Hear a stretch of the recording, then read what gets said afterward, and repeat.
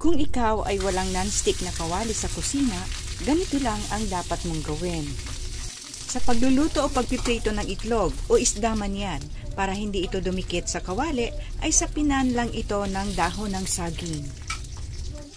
Eco-friendly use ang dahon ng saging or banana leaves dahil ito ay may natural wax for non-sticking coating or waterproof properties in nature. Banana leaves ay karaniwang ginagamit sa mga Filipino traditional cooking dahil ito ay malapad at nagbibigay ng natural sweet aroma.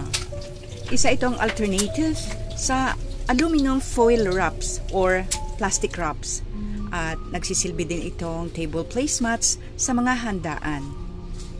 Walang dikit, wow. Diba? Kung nagustuhan mo at may natutunan ka sa video na to, comment lang sa comment section.